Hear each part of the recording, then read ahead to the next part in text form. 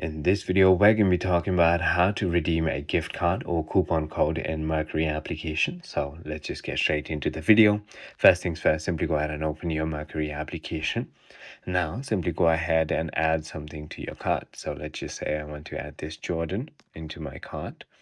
Make sure that you are logged in first, okay?